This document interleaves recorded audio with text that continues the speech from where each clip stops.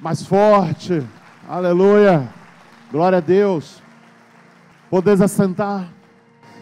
Vamos abrir a palavra de Deus e vamos falar sobre a graça da graça. Nós não podemos dar graças a Deus sem entender o que é a graça.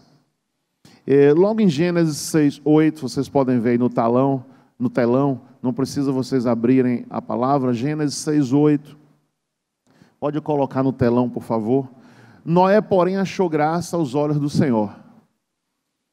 Deus, na sua divina misericórdia, achou um homem em um mundo, olha lá, está no telão, em um mundo difícil naquela época, tão difícil que o Senhor resolveu destruir a terra com um dilúvio, porque era homem contra homem, era homem destruindo raças, era homem com várias mulheres e bebidas e destruições, e a face da terra estava desse jeito, pecaminosa de tal forma que enojou ao Espírito de Deus, e Deus resolveu dar fim e cabo à terra. Mas ele falando, encontrou um que o ouviu, um só que o ouviu. Imagine então uma multidão, você falando, ninguém lhe ouve, mas uma pessoa na multidão ouve você. Você está falando ali, falando, ninguém te dá atenção. Assim é como Deus fica. Como Deus fica, Deus fala do seu santo trono e ninguém dava atenção à voz de Deus. E ele achou graça em Noé. Noé ouviu a voz de Deus. Noé tinha um comportamento diferente e por ele Deus resolveu salvar e continuar a humanidade com a família. E na arca, aquela arca, ele pegou, coletou um casal de cada espécie, colocou naquela arca, e houve chuva 40 dias e 40 noites, e houve salvação para a criação.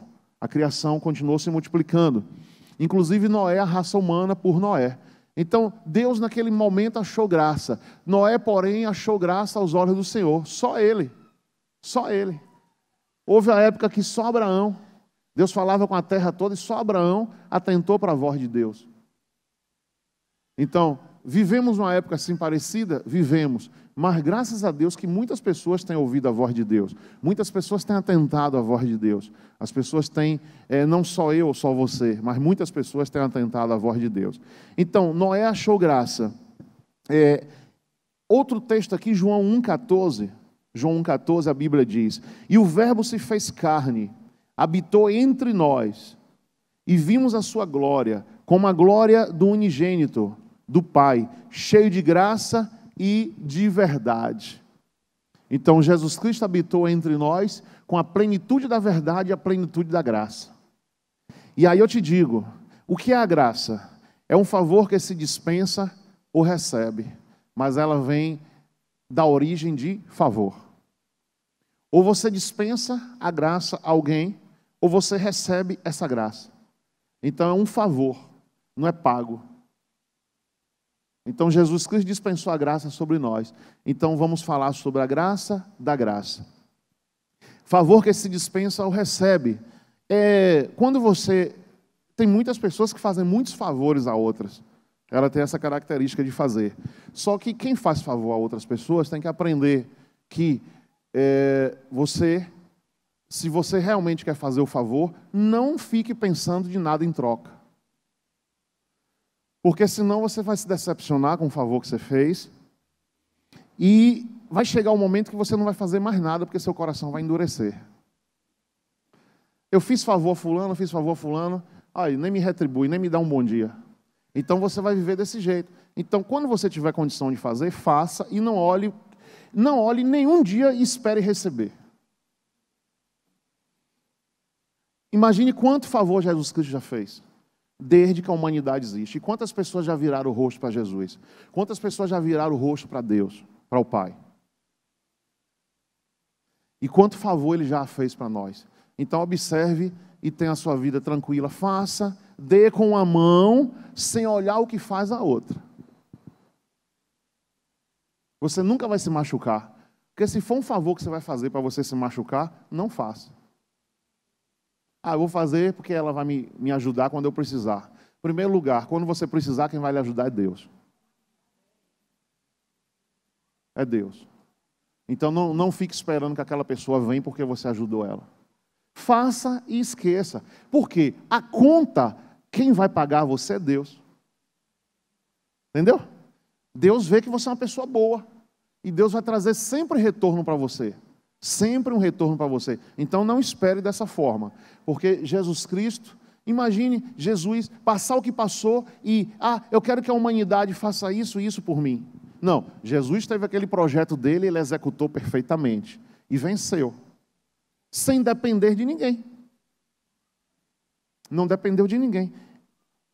Está disponível a todos, mas poucos aceitam. Agora, abra a Bíblia em Efésios. Vamos seguir essa sequência em Efésios, no capítulo 2, no 3 e no 4. 2, do 1 ao 7. Então, diga assim: a graça está disponível a todos, mas poucos aceitam. Efésios 2, do 1 ao 7. Olha o que diz o texto.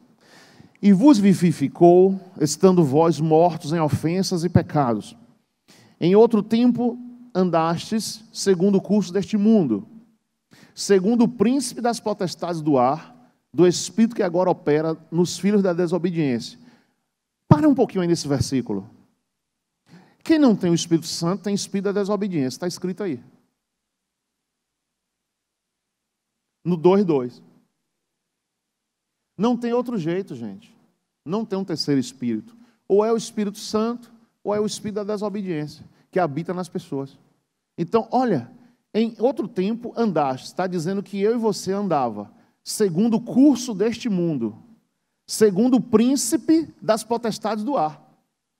A Bíblia está dizendo que o curso deste mundo está regido pelo príncipe das potestades do ar.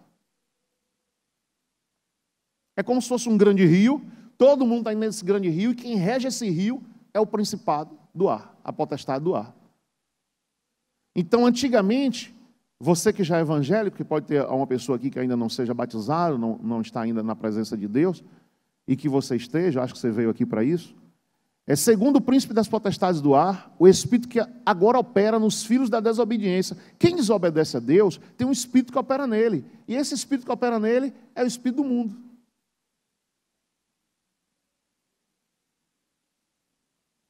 Não é o espírito disso, é o espírito da desobediência.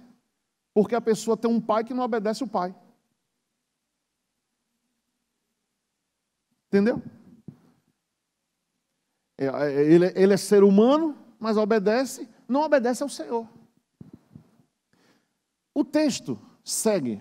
Entre os quais todos nós também antes andávamos, nos desejos da nossa carne, fazendo a vontade da carne e dos pensamentos. E éramos, por natureza, filhos da ira, como os outros também. Então, olha que situação.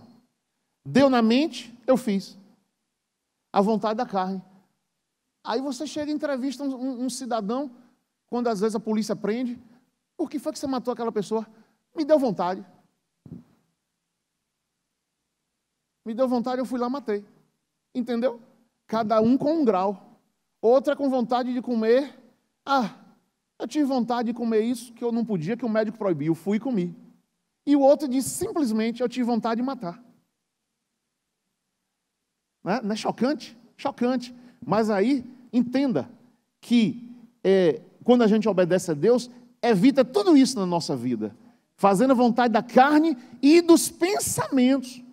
Éramos, por natureza, filhos da ira, como os outros também. Mas Deus, que é riquíssimo em misericórdia, diga glória a Deus, pelo seu muito amor, com que nos amou, estando nós ainda mortos em nossas ofensas, Ele nos vivificou juntamente com Cristo. Aí vem, pela graça sois salvos.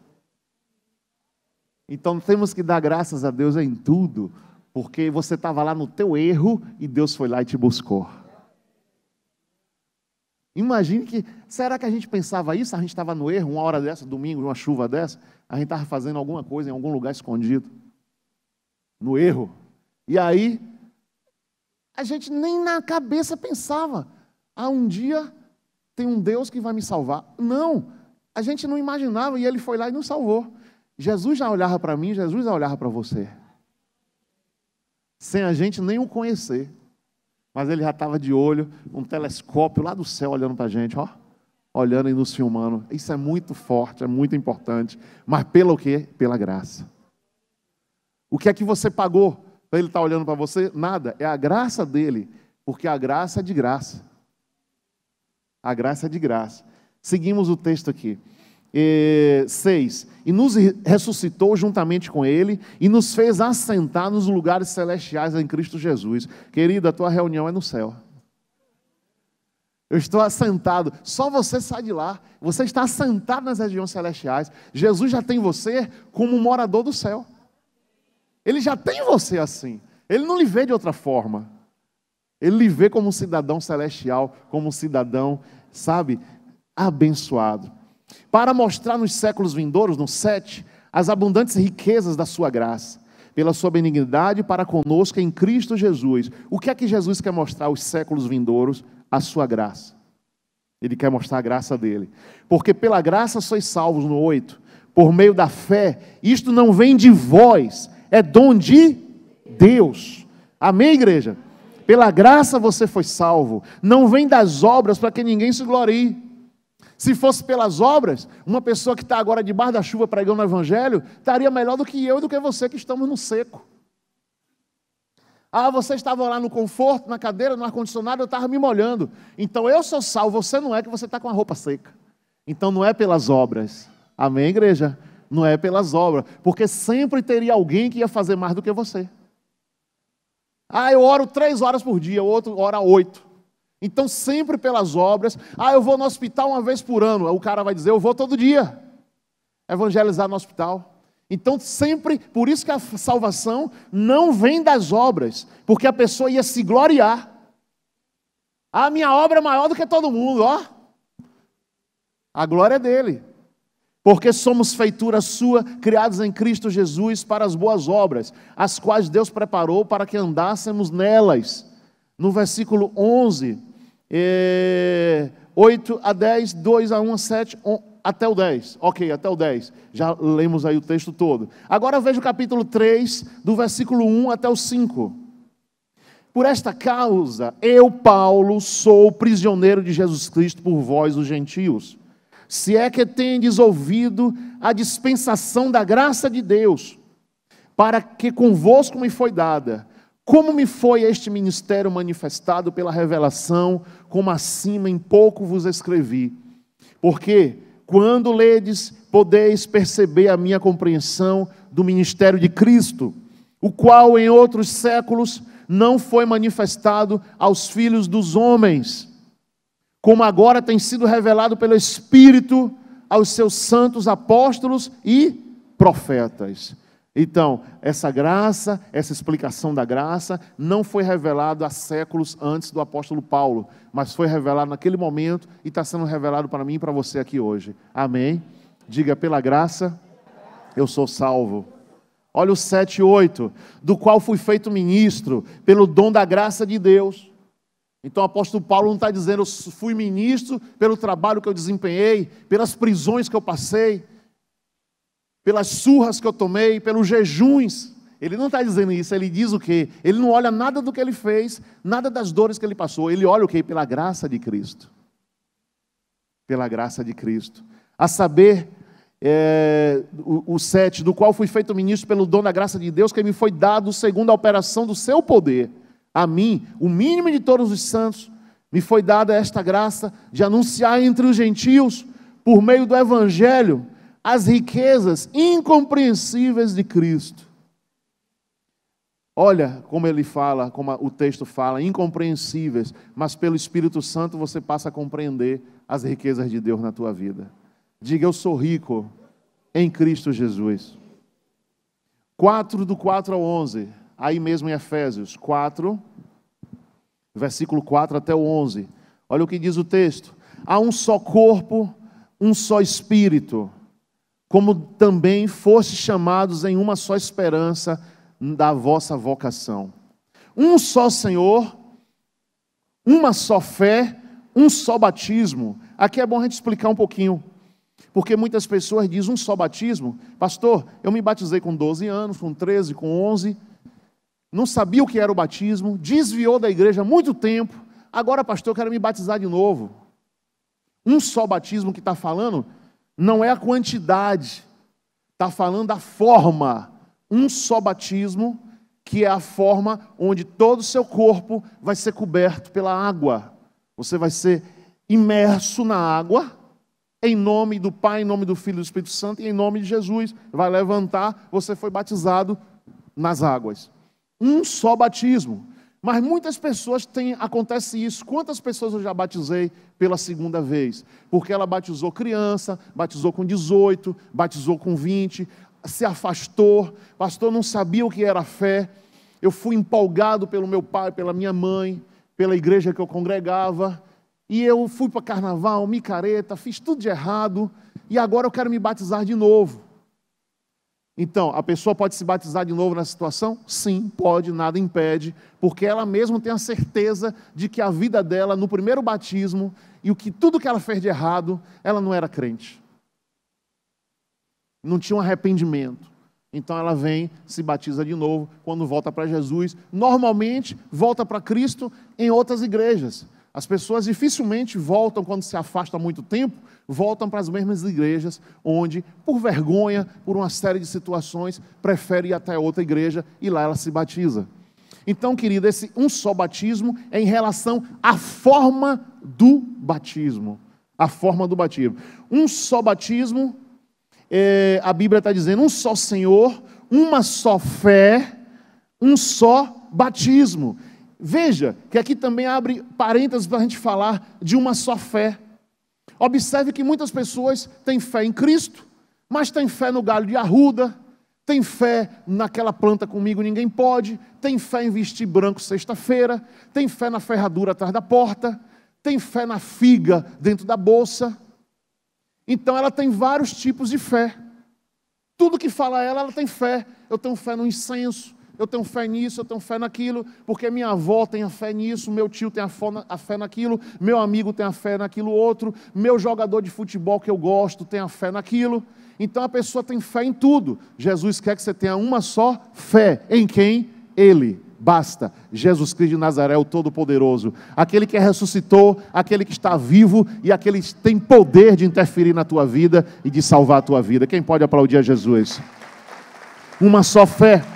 O 6, um só Deus e Pai de todos, o qual é sobre todos e por todos em todos. Então a gente tem que encontrar autossuficiência em Deus, porque Ele é autossuficiente. Ah, não, eu não tenho autossuficiência em Deus, eu preciso de algo mais. Eu preciso de algo mais para alicerçar minha fé, para ser um homem de fé. Não, Jesus Cristo é exclusivo e a tua fé tem que ser exclusiva. Amém, querido? Não precisamos mais de nada. Aí o mundo, eu até fiz um vídeo ontem, acho que foi ontem, onde o mundo diz, quantas pessoas, né? Quantas pessoas? Na formatura que eu estava lá, eu fiz uma formatura de medicina sexta-feira, e aí sentei na mesa com um espírita, um padre e um pai de santo. Nunca mais eu fiquei perto de um pai de santo, porque quando eu me converti, eu fui a 5 pais de santo, que eram meus pais de santo, e evangelizei eles. Falei para todos eles que eles estavam no caminho errado, e que você fez um trabalho para matar meu pai, eu lhe paguei para isso. Então, assim, olhando no olho do cara, o cara pegou o cachimbo, acendeu, me jurou, ninguém nunca botou o dedo na minha cara e falou isso, eu não estou botando o dedo na sua cara desrespeitando, eu estou botando o dedo na sua cara para falar a verdade. E eu vim aqui para te evangelizar, certo? E você busca Jesus Cristo para você não ir para as trevas. Pronto, aí fiz o que eu tinha que fazer, fui eu e mais um cara. Da minha igreja eu não achei ninguém na época. Chamei uns 20, ninguém foi. Ó, eu vou em 5 pais de santo. Não, pastor, não, tá? Eu não posso. Que dia é sábado? Não posso. Só não e não. Aí peguei um outro cara de uma outra igreja e fui com aquele cara lá no negócio lá. Só que, aí você chega assim, né? O cara sentou do meu lado e 2 horas, ele assim agarradinho comigo. E ali eu digo, interessante que, aí ele me abraçou, né? Você na frente de mil e tantas pessoas tinha na igreja, nessa igreja, a formatura de medicina, eu não podia. Imagine se ele vai fazer assim e eu faço assim. O que aquela multidão ia pensar de mim? Ah, esse pastor é metido, esse pastor discrimina o cara. Não, Dei um abraço nele, ele me deu um abraço no espírita, dei um abraço no padre, dei um abraço em todo mundo e pronto, né? Agora, na hora de seguir, siga seu caminho sozinho, porque a salvação é individual, aí eu não vou com você. Mas lá mesmo eu ouvi uma das preleções deles dizendo assim: todos os caminhos levam a Deus. É isso que a humanidade pensa. Todos os caminhos levam a Deus. Você fez uma coisa boazinha, está te levando a Deus. Mas a Bíblia diz que só Jesus Cristo é o caminho, a verdade e a vida. Quem pode aplaudir ao Senhor? Então não tem essa história. Vamos seguir aqui o texto. Estamos aonde? Olha aqui, ó, no 8, 7. Mas a graça foi dada a cada um de nós segundo a medida do dom de Cristo. Pelo que diz, subindo no alto, levou cativo o cativeiro e deu dons aos homens. Ora, isto ele subiu, que é, senão que também antes tinha descido às partes mais baixas da terra. Aquele que desceu é também o mesmo que subiu acima de todos os céus, para cumprir todas as coisas. E ele mesmo deu uns para apóstolos, outros para profetas, outros para evangelistas, outros para pastores e doutores. Até aí o versículo 11, isso é o que fala da unidade da fé, mas que surpreende a graça do Senhor. Vamos ver agora Gálatas, volte aí. Estávamos em Efésios, o livro anterior, a epístola anterior, Gálatas capítulo 3. Gálatas 3. Do 14 até o 29. Agora a Bíblia diz assim: a lei pode nos mostrar onde erramos, mas não pode nos deixar ansiosos para fazer o certo. A graça pode. A graça pode. Vejamos aqui em Gálatas 3, 14. Olha o que diz o texto. Gálatas 3, 14. Para que a bênção de Abraão chegasse aos gentios por Jesus Cristo, e para que pela fé nós recebamos a promessa do Espírito. Irmãos, como o homem fala, se o testamento de um homem for confirmado, ninguém o anula nem o acrescenta. Ora, as promessas foram feitas a Abraão, à sua posteridade, não diz e às posteridades como falando de muitas, mas como se vê de uma só, e à tua posteridade, que é Cristo. Mas digo isto, que tendo sido o testamento anteriormente confirmado por Deus, a lei que veio 430 anos depois não invalida, de forma a abolir a promessa. Porém, se a herança, da lei já não provém da promessa, mas Deus pela promessa deu gratuitamente a Abraão. Logo, para que é a lei? Foi ordenada por causa das transgressões, até que viesse a posteridade a quem a promessa tinha sido feita, e foi posta pelos anjos na mão de um medianeiro. Ora, o medianeiro não o é de um só, mas Deus é um. Logo, a lei é contra as promessas de Deus? De nenhuma sorte, porque se dada fosse uma lei que pudesse vivificar, a justiça, na verdade, teria sido pela lei. Mas a Escritura encerrou tudo debaixo do pecado, para que a promessa pela fé em Jesus Cristo fosse dada aos crentes. Mas, antes que a fé viesse, estávamos guardados debaixo da lei, e encerrados para aquela fé que se havia de se manifestar. De maneira que a lei nos serviu de aio, para nos conduzir a Cristo, para que pela fé fôssemos justificados. O que significa aio? Instrutores no grego. O Novo Testamento foi escrito no grego. Ela nos serviu de aio, nos serviu de instrutores, para nos conduzir a Cristo, para que pela fé fôssemos justificados. Mas, depois que a fé veio, já não estamos debaixo de aio, debaixo de instrução, porque todos sois filhos de Deus pela fé em Cristo Jesus. Porque todos quantos fostes batizados em Cristo, já nos revestistes de Cristo.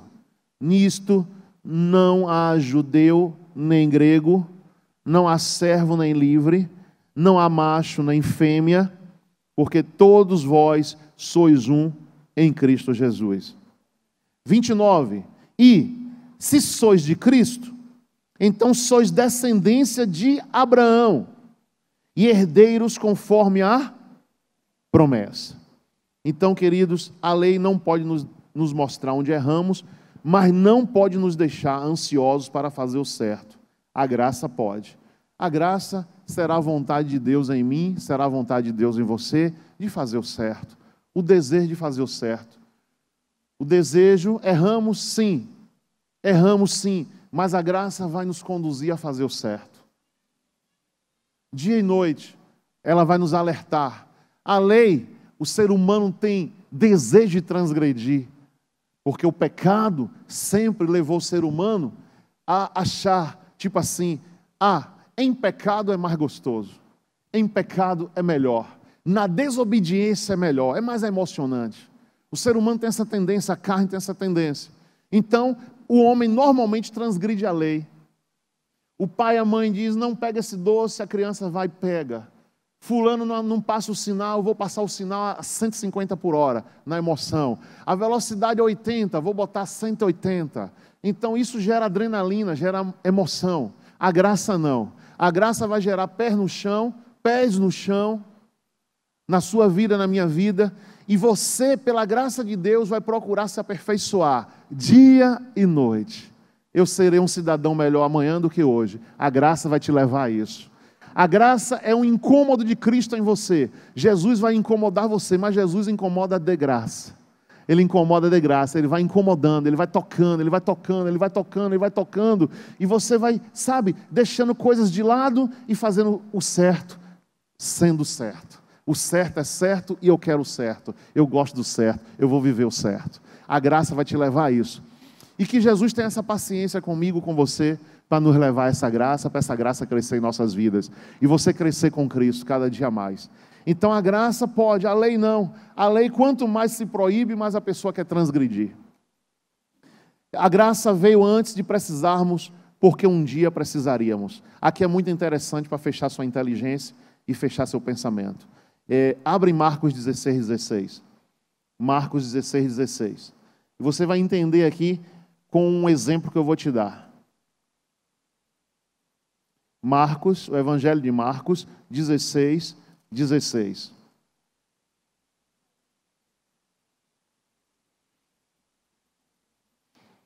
Quem crê e for batizado será salvo, mas quem não crer será condenado.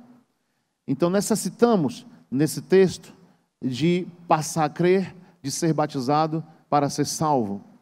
A graça veio antes de precisarmos, porque um dia precisaríamos. Preste atenção. Ninguém faz um seguro do carro para usar.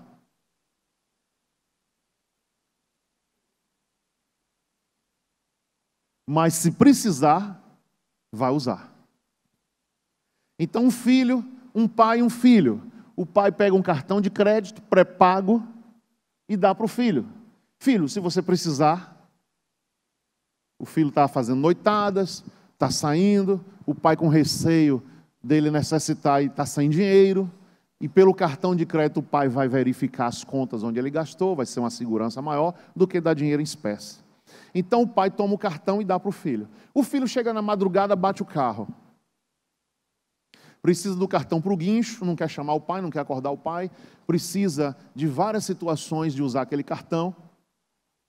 Então, o que é que o pai vai falar para o filho? O filho bate o carro, liga para o pai diz, filho, aprendeu a lição? Foi por isso que eu lhe dei o cartão.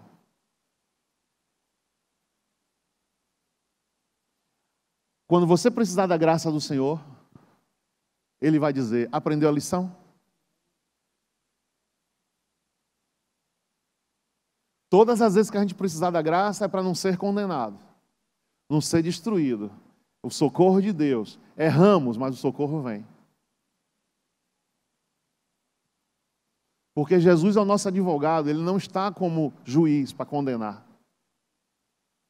Ele está para nos salvar. Aí a gente erra. Não, mas meu pai me deu um cartão. É a graça. É a graça. O cartão está no bolso. A graça. Eu vou usar. Mas o pai não deu para o filho bater o carro.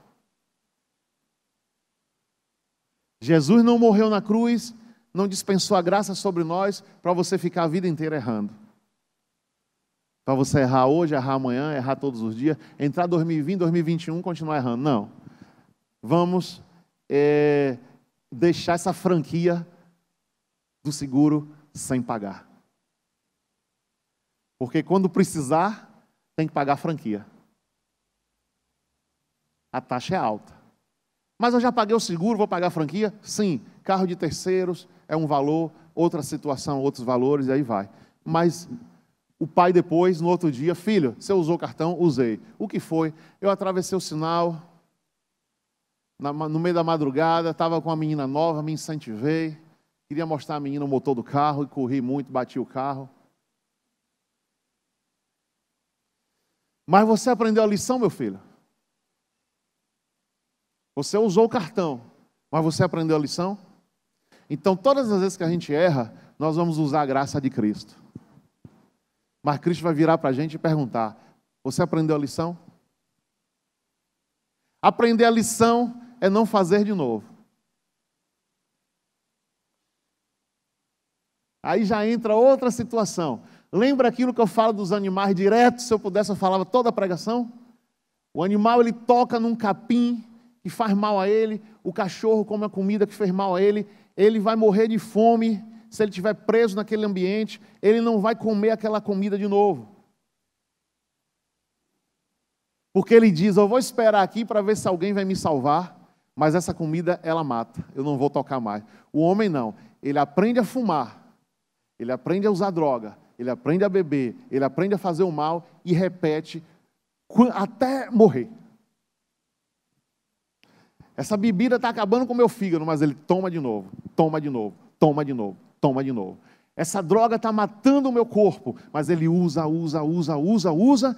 e toca nela. O animal, nenhum animal toca naquela refeição que fez uma dor de barriga nele de novo. Se você quiser fazer essa experiência, faça na sua casa. Se você tem um animalzinho, coloca uma comida estragada e veja.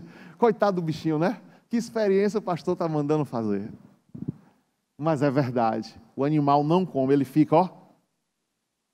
Ele espera outra comida, mas não toca naquela. Então, é isso que Jesus quer com a graça dele. Que você aprenda, saiba que isso faz mal e você não toque de novo. Mas a graça dele está dispensada para você. Se você precisar, saca. Jesus negociou, pagou as nossas dívidas com o sangue dele, e o crédito é grande. Precisou, pode sacar. Tem um cheque lá enorme de graça para a gente receber. Amém? É a misericórdia do Senhor, é a graça do Senhor. Mas assim, temos que ser prudentes. Porque Jesus perdoa, eu vou ficar planejando um pecado? Não. Existe aquele pecado que você cai assim, sabe? Você não planejou, aconteceu. Mas aquele premeditado, eu tenho certeza que o julgamento do Senhor é maior. Davi teve um pecado desse. Davi planejou ficar com aquela mulher que ele desejou. Ele chamou o ministro de guerra e disse, coloca o marido de fulana na frente da guerra. Eu quero a mulher dele. Ele planejou. E o marido da mulher morreu. E ele não foi para a guerra, ele estava no palácio de férias. Na época de ir para a guerra. Diga assim, guerra é guerra. Se eu tenho que orar e jejuar, eu não posso tirar férias. A hora da guerra é guerra. A guerra era desfeita na primavera e no verão. No inverno ninguém ia para a guerra. No inverno, na Europa e na parte da Ásia, eles preparavam armas, estocavam armas. Quando era no verão, primavera, nós vamos ganhar terras, continentes. Saíam para a guerra. Davi não foi para a guerra. Mandou o exército. O rei tinha aqui na frente. Mandou o exército. E ficou de férias no palácio dele. E quando o homem está de férias, ele tirou férias de Deus. A graça é como se fosse uma neblina, aquela neblina de manhã, que você olhou na janela, vou botar um casaco porque está frio. Quando você toma o banho que volta, o céu está azul, a neblina sumiu. Então Davi, ele naquele momento, eu vou tirar umas férias, vou ficar aqui tranquilo. Aí ele tomou um banho, foi passear na sacada. Quando você vai em Jerusalém, você vê a cidade de Davi, no lugar mais alto de Jerusalém. E dali da sacada do palácio, ele olha para baixo e vê uma mulher, segundo a Bíblia, muito bela, se banhando. E o homem cai pelo que vê. Você, mulheres, olhem pelos olhos dos seus maridos. E aí, quando ele olha, ele viu aquela mulher, chamou os ministros e planejou que aquele homem morresse. Ele não podia matar aquele homem, mas aquele homem lá na guerra morre, eu fico com a mulher dele. Primeira relação que tem, a mulher engravida. O filho morre. Começa o primeiro sinal. Ele passa dias e dias de luto para o filho ficar vivo. Quando o filho morre, ele toma banho, faz a barba, todo mundo questiona ele. Seu filho morreu. Ele não. Eu orei a Deus para Deus salvar. Se Deus levou, a vida segue. Aí Davi certamente disse, tudo bem, meu filho morreu, mas a mulher está comigo. Aí agora começou a desgraça na casa dele. Olha, a graça virou desgraça.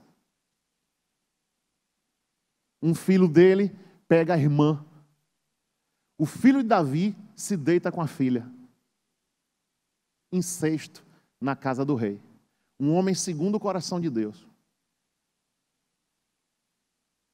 O outro filho, Absalão, o diabo botou na mente, quero ser rei e vou matar o meu pai e tomar o reinado.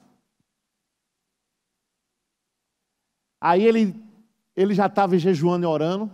Quando você lê, eu acho que é o Salmo 51, e tem outro salmo que Davi diz assim, os meus ossos estão grudando na pele, já não tenho mais lágrimas, os travesseiros estão molhados.